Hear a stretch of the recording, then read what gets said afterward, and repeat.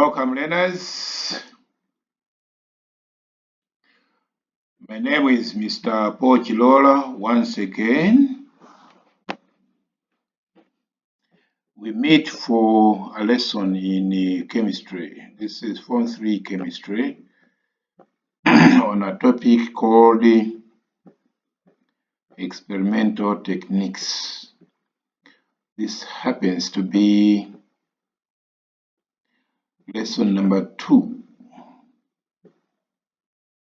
In lesson number 1, we looked at the meaning or the definition of chemical weights, different classes of chemical weights and their examples. We also looked at the different methods of disposing chemical wastes in a safe way. This is Black Slides Online Secondary School. In case you are just watching us on the YouTube channel, Black Slides Online, consider subscribing to the channel.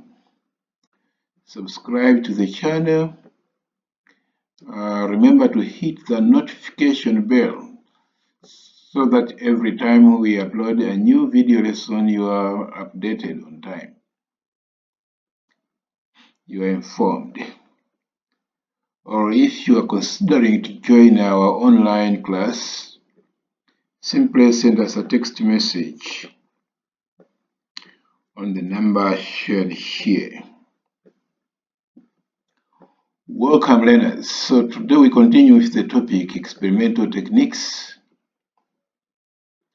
and we are going to dwell on a subtopic called designing a scientific investigation. So we shall explore what we mean by scientific investigation, the definition, and then we are going to look at the components of a scientific investigation, which are also called the stages of a scientific investigation.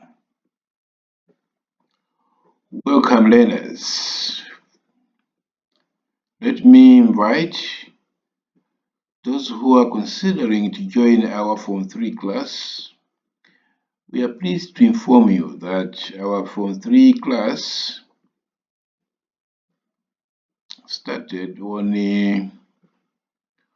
1st July 2026. So we are a week into the term. So our online class, Form 3 class, is already in progress. So don't delay. Join us so that you too can learn for this entire academic year. We are offering the sciences, namely physics, chemistry, biology, mathematics, and agriculture. But we also have other on-demand subjects such as languages and the humanities. All you have to do is send us a text message to the number shared here so that every time we upload a new video lesson, you are informed. Welcome, learners. Without wasting your precious time, let's get down to the details of the lesson on the subtopic designing a scientific investigation.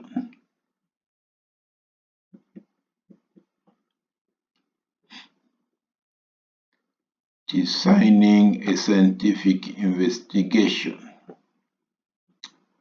Like I've mentioned from time to time, that in order to unlock the understanding of any topic, it is important to define that topic where it is first mentioned. That's what is called the principle of first mention. The principle of first mention states that in order to unlock the understanding of any topic, it is important to define that topic where it appears for the first time.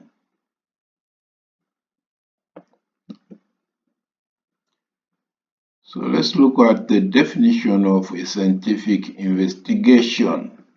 What is a scientific investigation? For the sake of this topic and chemistry in general, we shall define a scientific investigation in the following manner.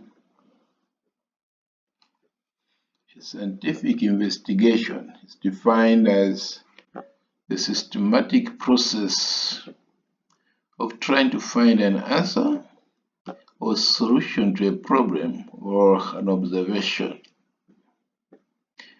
So it is a systematic process of trying to find an answer or a solution to a problem or observation. So in everyday life, as you walk around,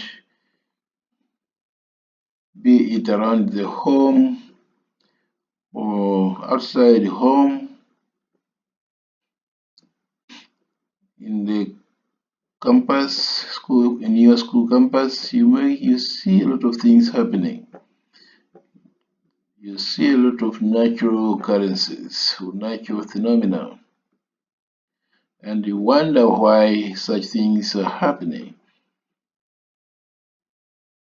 So in order to understand the occurrences, the natural phenomena, you can carry out an investigation, scientific investigations, which we define here as the systematic process of trying to find an answer or solution to a problem, to that particular phenomenon. What is striking in the definition is the word systematic process. Systematic means that the process is done in steps, right? So in other words, a scientific investigation is a step-by-step process of trying to find an answer or a solution to a problem or observation. The fact that it's a step-by-step approach makes it systematic. For your information, a scientific investigation is also called the scientific method. So in trying to define a scientific method, we are also trying to define a scientific investigation as a step-by-step process of trying to find an answer or a solution to a problem or observation.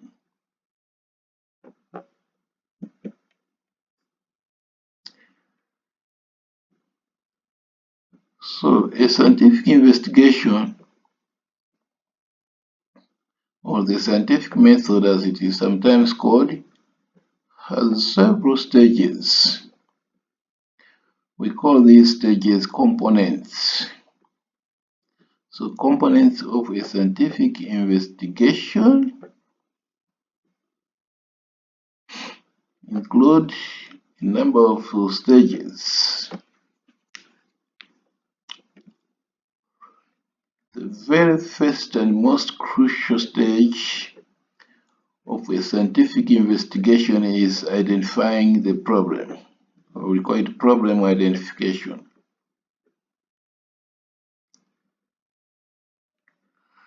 You cannot solve a problem unless there is one.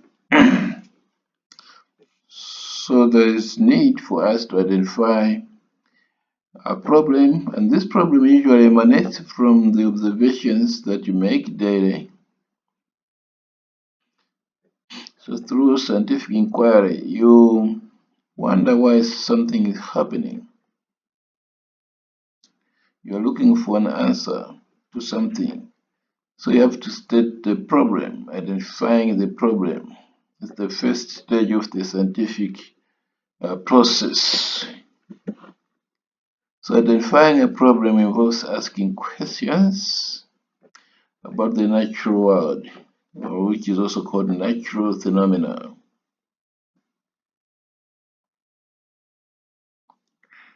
Examples of scientific questions include these ones. These are particular in chemistry. You can also have scientific methods or scientific questions based on physics.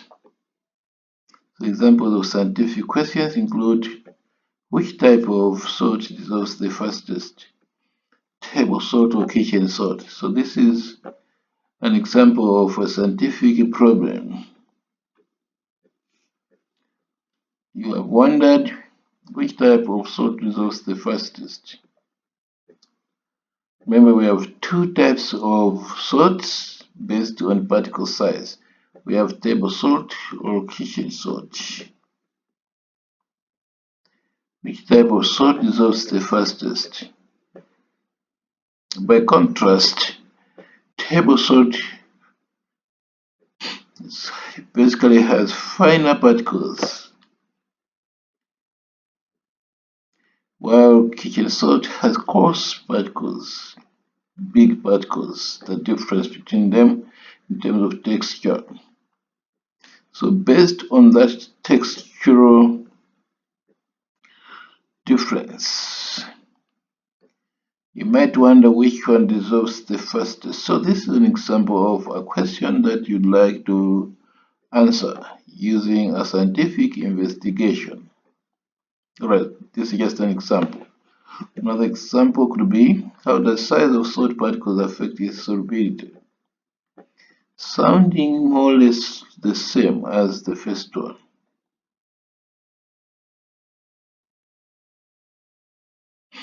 How does size of salt particles affect its solubility?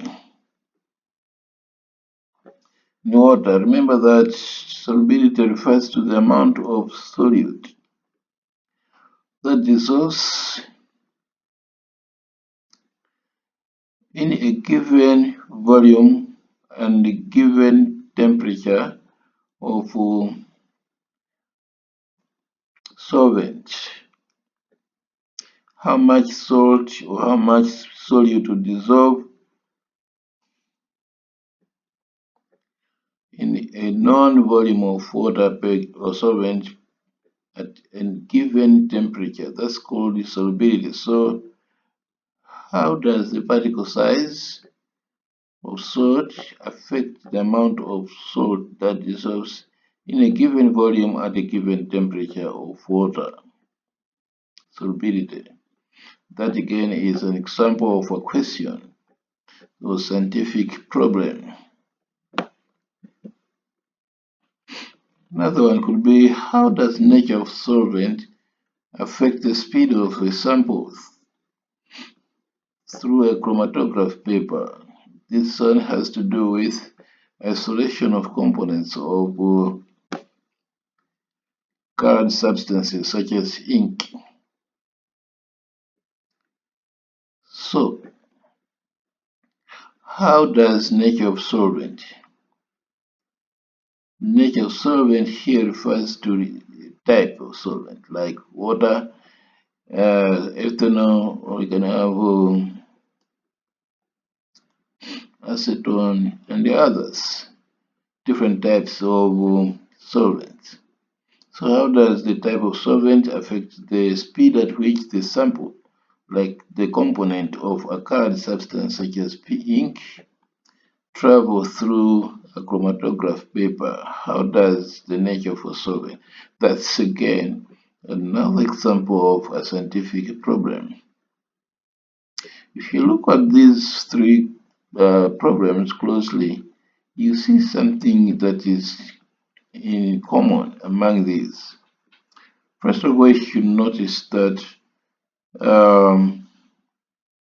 each question, each statement, each problem is a question. It's in the form of a question.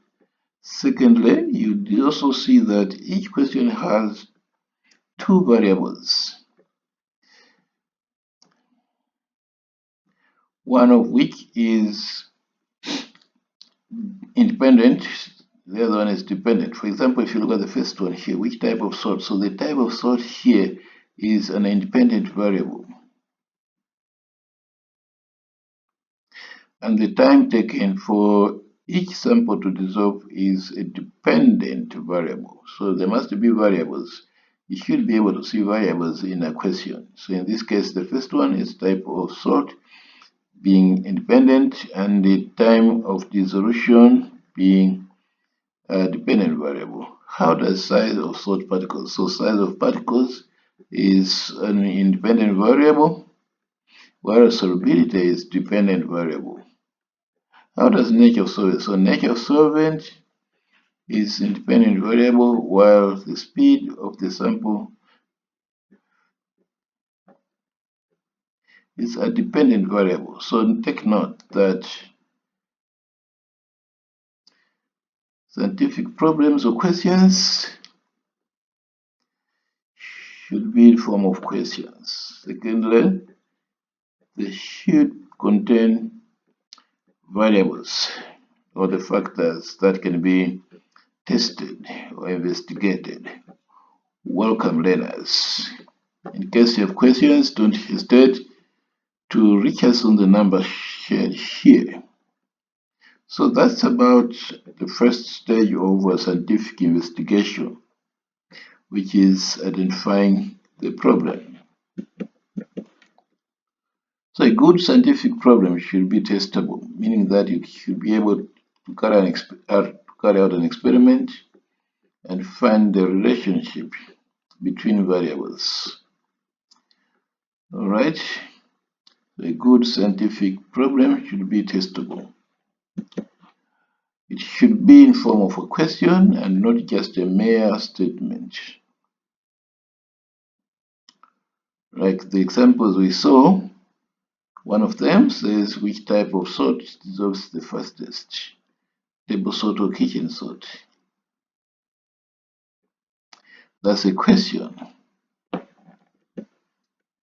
Note that all scientific advances or advancements result from problems that exist based on data observation. So the questions, the scientific problems are devised from our data observations. Welcome, learners. Alright, so from what we've just discussed, we've defined the term scientific investigation. I would like you to define the term scientific investigation in your own ways, in your own understanding.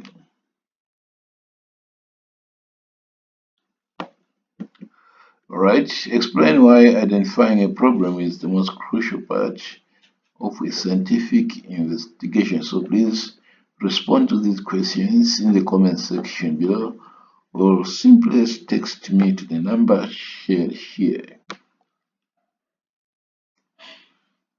Welcome, learners,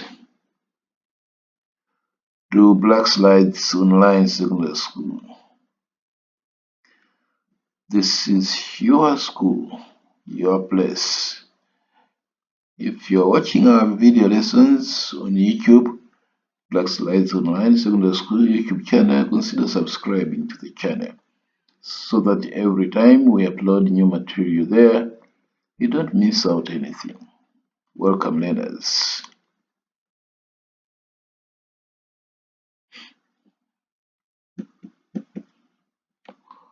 The next stage after we've identified a problem is to formulate what is called a hypothesis. Hypothesis. Hypothesis is singular, hypothesis is plural. Many hypotheses, one hypothesis. Formulation of a hypothesis. What do you think a hypothesis is in relation to scientific investigations? In order to suit the needs of this lesson, we shall define a hypothesis as a guessed answer to a problem. Remember, we said that the first stage of a scientific investigation is to identify a problem.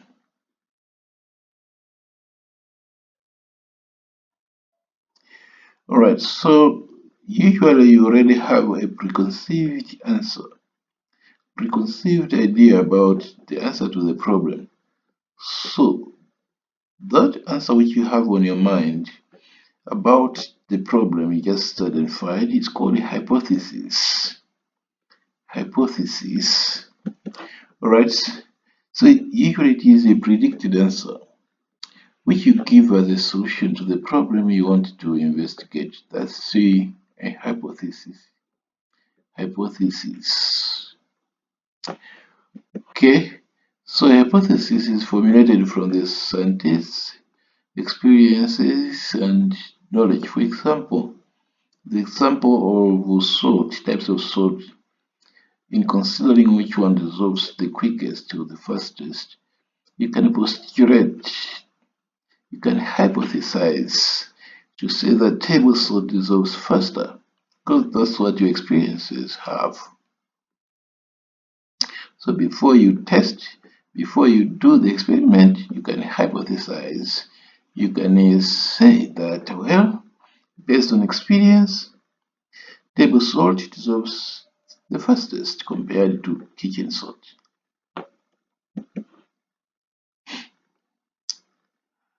Some examples: table salt dissolves faster than kitchen salt. This is a hypothesis. Notice that it's just a statement. It ends in a full stop. Right? So this is the guessed answer, which must be confirmed by carrying out an experiment or tested by carrying out an experiment. So you dissolve table salt, record the time taken for it to dissolve, record the dissolved kitchen salt, record the time taken for it to dissolve, and then you compare the two times and you make conclusions based on that. Welcome, learners. Another example of hypothesis is to do with particle size and solubility. So when the size of particles of salt decreases, its solubility increases. We are answering this to the second question that we stated in the previous slide. So when the size of particles of salt decreases, its solubility increases.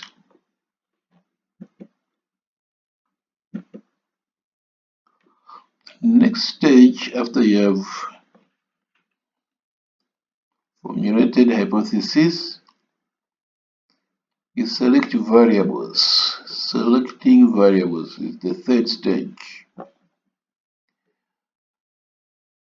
I mentioned that questions, scientific investigations contain variables. So variables, what are they? We should define variables as factors that affect the results of an investigation. Variables are the factors. The factors that affect the results of an investigation.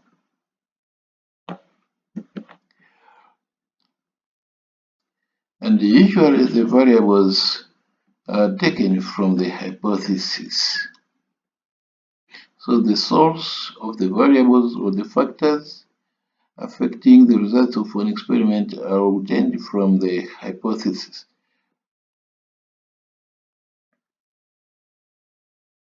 For example, the one about types of salt and the speed at which they dissolve. The hypothesis we stated said that table salt dissolves the fastest or faster than kitchen salt. So the variables there are the time of dissolution and the type of salt. So we are saying the variables are taken from the hypothesis. So in a chemical reaction, for example, temperature, concentration of reactants, or use of catalysts are all variables.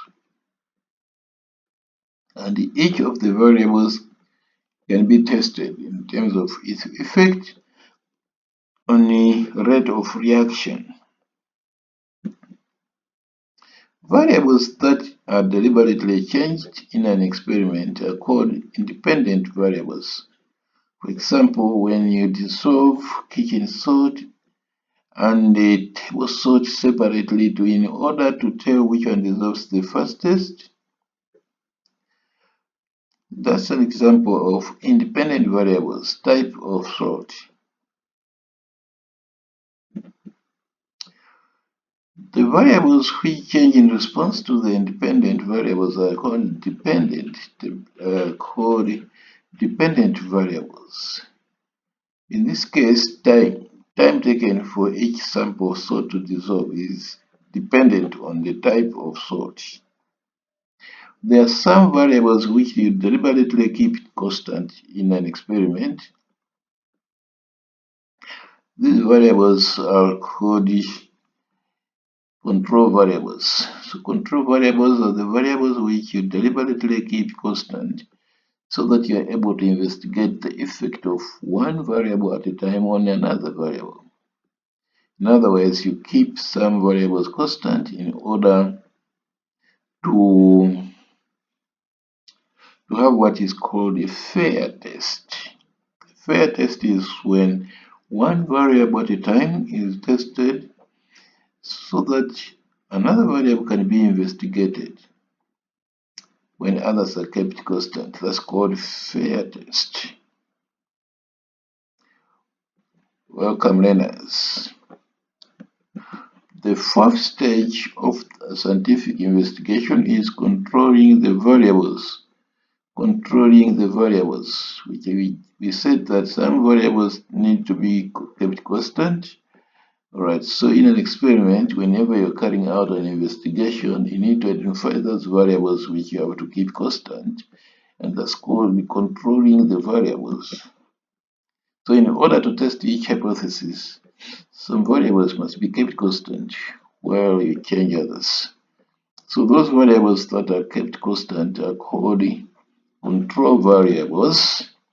So this process of fixing some variables in order for you to change others and investigate the effects on the others, then that's called controlling variables. Controlling variables. So when investigating which type of salt, for example, dissolves the fastest, volume of water and temperature must be kept constant. So therefore, these two are control variables. Control variables. Next stage, which is very critical, is testing the hypothesis. This is where you actually do the experiment in order to investigate the effect of one variable on another. So an experiment is done at this point. An experiment is just a series of investigations intended to either accept, modify, or reject the hypothesis. So it is here where you do the experiment. So using the materials, selected methods, you carry out the experiment. You are basically testing the hypothesis. So in the example of the experiment, the investigation we mentioned of types of salt and how long it takes to dissolve. Alright, the experiment will involve dissolving each of the salt one at a time and investigating the time taken for each sample to dissolve. You are basically testing the hypothesis that says that table salt dissolves faster than kitchen salt. Welcome, learners. In case we are leaving you behind, don't hesitate to leave a comment in the comment section. We shall be glad to come back with a response and clarification on the things that we didn't make clear in the first place. So by this time, you should have identified the independent, dependent, and control variables, including the materials and the apparatus to be used in the investigation. This is where you do the experiment. Welcome, learners. So during the experimentation stage, which is testing the hypothesis is tested following a specific set of instructions. These instructions are called the procedure.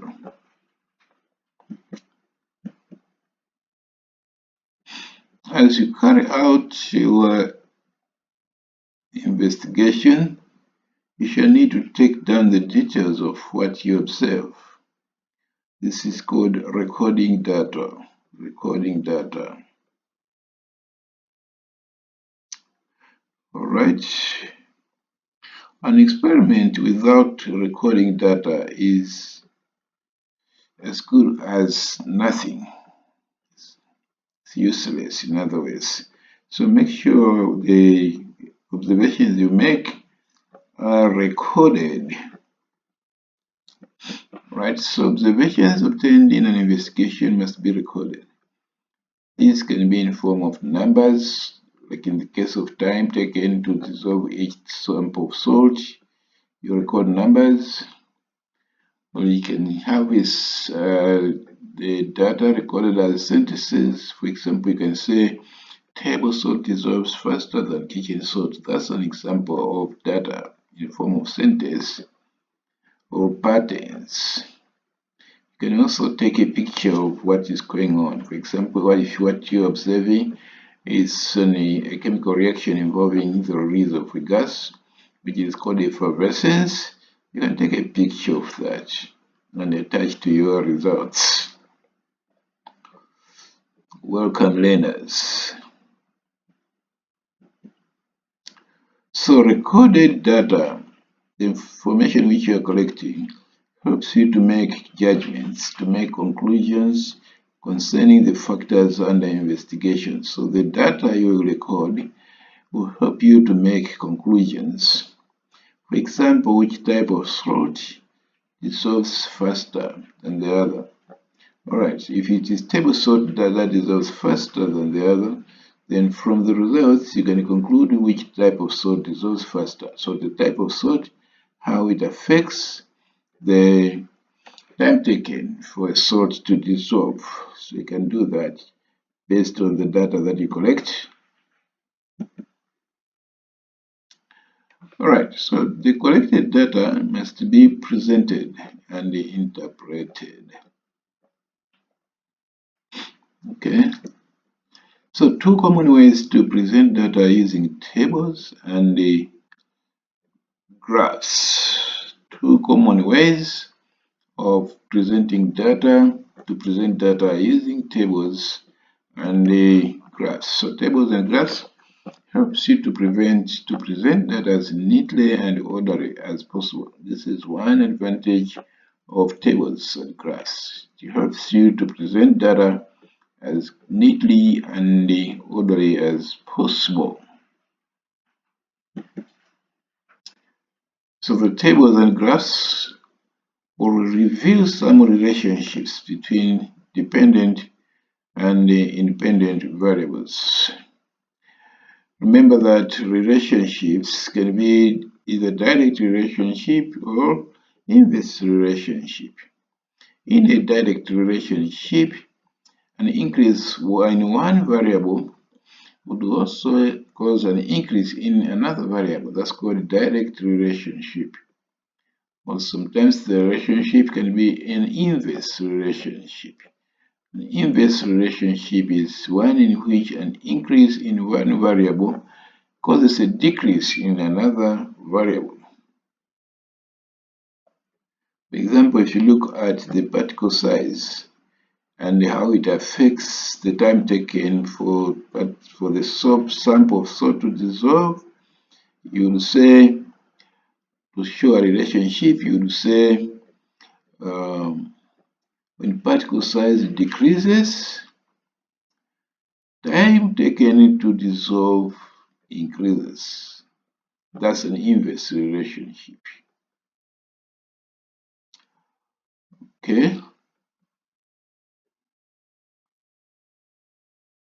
Excuse me.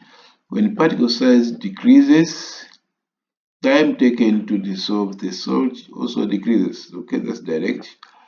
Okay. Or when particle size increases, time taken for the salt to dissolve increases also. That's direct relationship. Increase causes increase. Increase in one variable causes increase in another. That's direct relationship. In an inverse relationship, an increase in one variable causes a decrease in the other. That's inverse. Welcome, learners. Lastly, there's a very important part of an experiment, of scientific investigation, which is called conclusion. Now, you have reached a point when you have to establish the relationship between variables and to ascertain, to confirm if your hypothesis holds or doesn't hold. So the conclusion is drawn based upon the collected data. Okay, like the example of two types of salts being dissolved.